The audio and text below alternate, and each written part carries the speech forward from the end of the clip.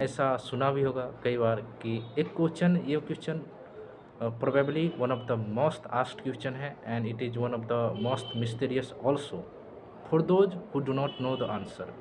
जिसको आंसर पता है उसके लिए तो ये क्वेश्चन का कुछ वैल्यू ही नहीं है ज़्यादा, लेकिन ये अपने आप में ये बहुत ही वैल्यूएबल क्वेश्चन है, क्योंकि this question is exactly related to the evolutionary mechanism. ठीक है, तो इस क्वेश्चन का सवाल देने के लिए सिर्फ जनरल पब्लिक ही नहीं बल्कि साइंटिस्टों ने भी अच्छे तरीके से जवाब दिया है, और कहने का मतलब ये है कि उसको भी बहुत मेहनत लगा है इस सवाल का जवाब देने में, और उसको समझना भी बहुत अच्छा बात है। तो हम इसी सवाल को लेकर के, और आपने देखा होगा इस क्वेश्चन के बारे में ही मैं पहले बता देता हूँ कि ये क्वेश्चन का मतलब क्या है एक्चुअली में। तो आपने देखा होगा कि स्कूल टाइम में हो या जब कभी हो, ये क्वेश्चन कभी ना कभी आ ही जाता है, कहीं ना कहीं ज़रूर आपने ये क्वेश्चन सुना होगा। मैंने भी जब स्कूल टाइम में था तो मेरे टीचर खुद पूछ दिए थे सवाल और उसने आंसर नहीं दिए थे। किसी ने दिया, मैं भी सोच में पड़ गया और मैंने बोला नहीं, क्योंकि I was not feeling quite confident about this answer, so मैंने जवाब नहीं दिया। ठीक है, तो इसी तरह से कहीं ना कहीं हमको और भी जगह सुनने को मिला है। लेकिन जब मुझे नॉलेज हुआ बायोलॉजी का, जब मुझे इवोल्यूशनरी मैकेनिज्म का नॉलेज हुआ कि ये इवोल्यूशन कैसे होता है, तब जाकर के मुझे ये पता चला कि हाँ, इस सवाल का जवाब जो है सो काफ़ी इजी है। ठीक है, और ये जवाब मैं खासकर बेसिकली अपने हिसाब से दे रहा हूँ, क्योंकि अगर इसमें कुछ आपको डाउट लगे, कुछ क्वेश्चन करना हो इस पर, तो आप कर सकते हैं, क्वेश्चन हमसे कर सकते हैं। I will try my best to answer question. तो चलिए हम स्टार्ट करते हैं कि ये क्वेश्चन जो है सो ऐसे क्वेश्चन को हम इन्फिनाइट रेग्रेसिव क्वेश्चन कहते हैं। मतलब इसमें इन्फिनाइट रेग्रेस हो जाता है, ये कभी पहुंचता ही नहीं है। जैसे कि कोई पूछेगा कि अरे पहले मुर्गी है या पहले अंडा, तो कोई बोलेगा पहले मुर्गी, फिर वो बोलेगा अरे मुर्गी तो अंडा से आता है तो पहले अंडा आना चाहिए, फिर बोले अंडा कैसे, अंडा तो मुर्गी से आना चाहिए। तो ये सर्कल स्टार्ट क्यों हो रहा है पता है?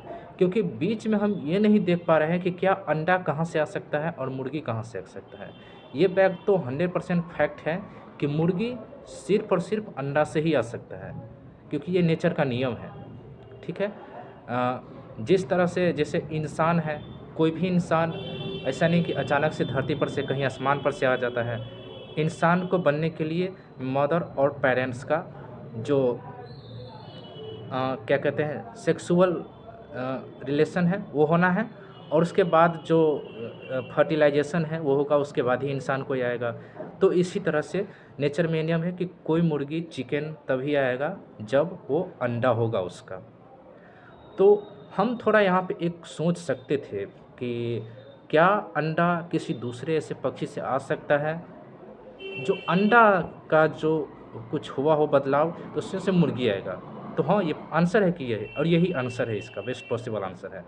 ठीक है, तो जैसे कि आप देख सकते हो, जैसे एक मुर्गी है, ठीक है, वो दूसरे मुर्गी के कांटेक्ट में आता है सेक्सुअल इंटरकोर्स के लिए, और उसके बाद उसका ओवम एंड स्पर्म मिलता है। ठीक है, ओवम होता है फीमेल का और स्पर्म होता है मेल का, दोनों जब कांटेक्ट में आता है फर्टिलाइजेशन होता है, जाइगोट बनता है, फिर वहाँ से वो ऑर्गेनिज्म बनता है। ठीक है, तो वहाँ से ये होता है, लेकिन चूँकि ये बॉड है और हम जानते हैं अंडा देता है, तो ये डायरेक्ट ऑर्गेनिज्म नहीं बनता है बल्कि अंडा बनता है। फर्टिलाइजेशन के बाद क्या होता है, धीरे धीरे अंडा बनता है, और अंडा में से हैचिंग होता है, जिससे अंडा फूटता है, थोड़ा हीट प्रोवाइड होता है मदर के द्वारा, तो अंडा फूटता है, उसमें से मुर्गी निकलता है, बच्चा निकलता है। ठीक है, सो इसी तरह से तो एक्चुअली में हुआ क्या है कि डार्विन थ्योरी जो है इवोल्यूशन का, वो आप जानते हैं कि वो ये कहता है कि जो भी ऑर्गेनिज्म है वो ऑर्गेनिज्म ऐसा नहीं कि वो परमानेंटली अनचेंज रहता है, उसके बॉडी में due to change in environment, या फिर हम ये कहें कि due to change in the body of the organism itself, किसी भी कारण से जब चेंज होता है उसके बॉडी में, उसके जेनेटिक मटेरियल में, जेनेटिक मटेरियल यानी कि उसके जीन्स, डीएनए, ठीक है, उसमें जब किसी कारण से कोई चेंज होता है तो उसके पूरे बॉडी में वो प्रोजेक्ट हो जाता है वो चेंज। यानी कि जैसे कि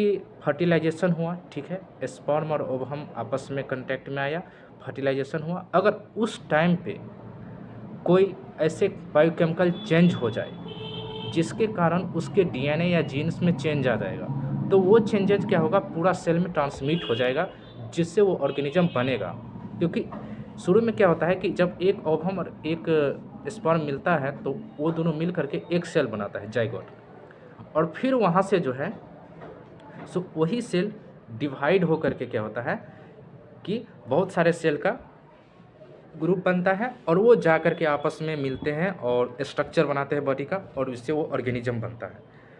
तो एक्चुअली में ये हुआ होगा कि जैसे कोई ऑर्गेनिज्म है, जैसे कि हेन है, बर्ड है, तो हम मान लेते हैं कि जो उसका एंसेस्टर था, जैसे कि आप लोगों को मे भी अब पता चल गया होगा या नहीं पता हो कि ह्यूमन का जो डायरेक्ट इवोल्यूशन हुआ है ना, वो चिंपैंजी से नहीं हुआ है, ठीक है, बल्कि हमारा जो इवोल्यूशन हुआ है और चिंपैंजी का, वो एक अलग कॉमन एंसेस्टर था, हमारा भी और चिंपैंजी का भी, ठीक है।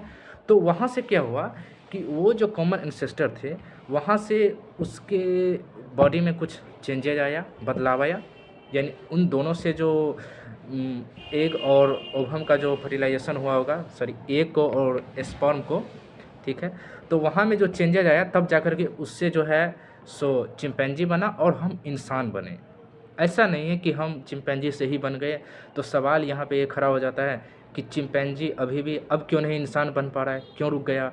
तो ऐसा नहीं है भाई, हम चिंपैंजी से नहीं बने हैं, बल्कि हम और चिंपैंजी अपने कॉमन इंसेस्टर से बने हैं, ठीक है। उसके बॉडी में चेंज आया, इवोल्यूशनरी चर, तब हम यहाँ तक आए हैं।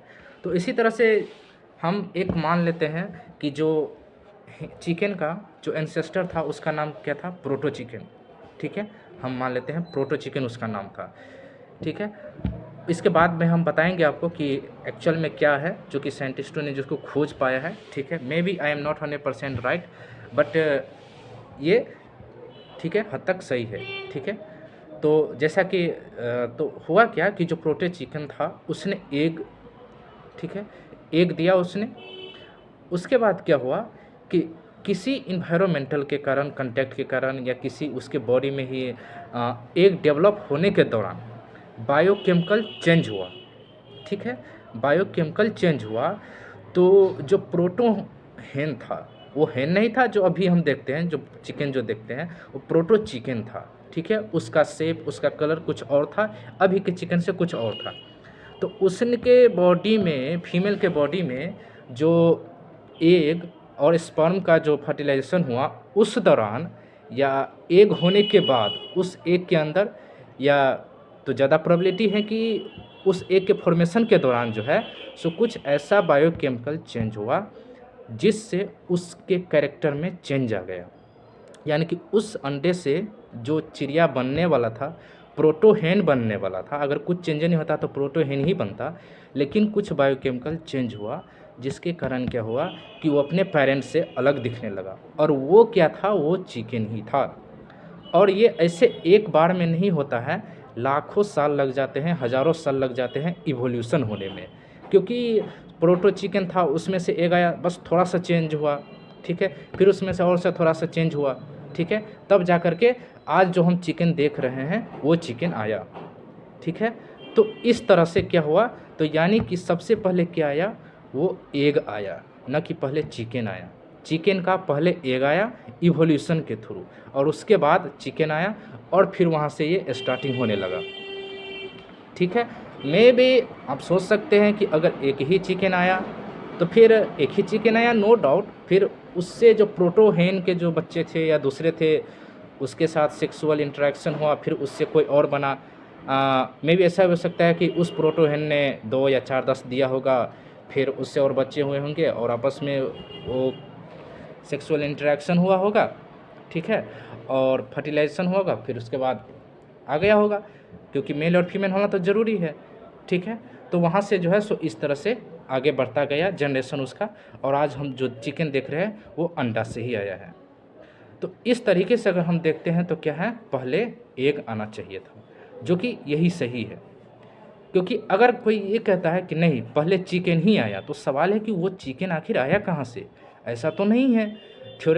अगर जो नेचर का नियम है कि वो चिकन जो आएगा वो एग से ही आएगा, ऐसा तो नहीं कि चिकन किसी दूसरे प्लांट से आ गया, ऐसा तो नहीं, नॉट पॉसिबल। तो उसको एग से ही आना है। तो एग से जो आएगा, तो एग क्या होता है? एग बनता है ना, सेल के फर्टिलाइजेशन से बनता है, ठीक है। तो जब फर्टिलाइजेशन से बनता है तो उसके दौरान बायोकेमिकल चेंज हो सकता है, ये मैक्सिमम पॉसिबिलिटी है, ठीक है। चेंज होता भी है, जैसे कि इंसान में ही आप देखते हैं कि कई सारे इंसान में वो अपने मदर फादर से पूरा कम्प्लीटली डिफरेंट होता है, ठीक है, कम्प्लीटली डिफरेंट होता है। कई बार ऐसा होता है कि उसका मदर भी काला होता है और फादर थोड़ा एक अलग विकलांग होता है, कुछ होता है, लेकिन उसका जो बच्चा होता है वो अलग डिफरेंट लेवल का ही हो जाता है। कई बार आपने देखा होगा कि कोई इंसान का बच्चा पैदा होता है तो उसके एक नहीं 2 हाथ हो जाते हैं, 2 सर हो जाते हैं, 2 कान हो जाते हैं, ठीक है। आँख है तो एक छोटा-सा आँख हो जाता है जो पता भी नहीं चलता है, ठीक है। कई बार आपने ऐसा भी देखा होगा कि 2 बच्चा का जो जिसको हम कंजॉइंट बेबी कहते हैं वैसा हो जाता है, एक का सर दूसरे के सर से जुड़ा रहता है, ठीक है। तो ये पॉसिबिलिटी है कि फर्टिलाइजेशन के दौरान चेंजेज हो सकते हैं, ठीक है।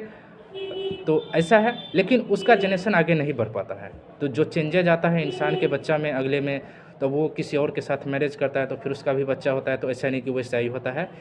कई बार ऐसा हो भी जाता है, ठीक है, कि जैसे किसी का आँख बहुत छोटा है, उसके मदर का भी, उसके पेरेंट्स का भी, तो उसका बच्चा भी होगा तो उसके अगले बच्चा का भी ऐसे होगा। जैसे कि आप चीन में देख लो, अमेरिका में देख लो, इंग्लैंड में देख लो, इंडियन में देख लो कि उन लोगों का जनरेशन अलग है, हम लोग का जनरेशन थोड़ा ना थोड़ा बहुत डिफरेंस है।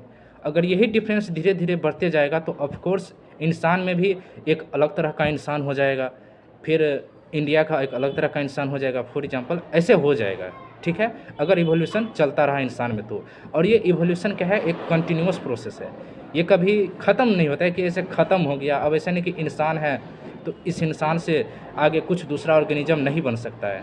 मे भी हम लोगों में ही हमारे धीरे धीरे बॉडी में कुछ ऐसा चेंजेज आए जो एक अलग तरह का इंसान बन जाए, ठीक है, या तो वो सुपर पावर होगा या तो फिर पूरा टोटली बेकार होगा अभी के जनरेशन से, ठीक है। तो ये चीज़ है, तो आपको ये समझना है कि इवोल्यूशन किस वक्त हो सकता है, चेंजेज किस वक्त आ सकता है सेलुलर लेवल पे, तो वो है ड्यूरिंग फर्टिलाइजेशन, या नहीं तो ड्यूरिंग डेवलपमेंट ऑफ एग या डेवलपमेंट ऑफ बेबी को हो। इंसान में बेबी में डेवलपमेंट होता है, जाइगो डेवलपमेंट होता है, तो उस दौरान भी अगर कुछ चेंजेज आएगा, ठीक है, तो उसके बॉडी में चेंज आएगा। सो ये है मोस्ट प्रोबेबल आंसर, ठीक है, कि पहले अंडा आया, न कि पहले मुर्गी आया, यानी कि egg came first and then came chicken from that egg, ठीक है। तो ये एक one of the best possible answer है और ये ट्रू भी है। तो मैं आपको बता रहा था कि कौन सा प्रोटो चिकन था जिससे वो अंडा बना और उसके बाद वो चिकन बन गया। तो उस प्रोटो चिकन को जो बहुत ही क्लोज टू चिकन है उसका नाम है जंगल फॉल, JUNGLEFOWL, जंगल फॉल। आप ये इंटरनेट पे भी देख सकते हैं, ठीक है। तो फिर वहाँ से अंडा आया, उसके अंडे में चेंज आया, ठीक है, जेनेटिक मटेरियल में चेंज आया, और फिर वहाँ से क्या हो गया कि एक अलग तरह का बर्ड बना जो कि क्या था, एक्चुअली में चिकन था, और वहाँ से फिर चिकन का जनरेशन स्टार्ट हो गया। अभी तक हम जो चिकन देख रहे हैं, खा रहे पी रहे हैं, वही चिकन है। तो इस तरह से हुआ, पहले अंडा आया फिर बाद में मुर्गी आया। So that's the resolution to this big question, this mysterious question, which is not mysterious at all if you understand the basic mechanism of evolution. So I hope ये वीडियो आपको अच्छा लगा होगा। अगर आपको समझ में आए तो प्लीज़ सब्सक्राइब कर दो और शेयर कर दो। थैंक यू, मिलते हैं अगले वीडियो में।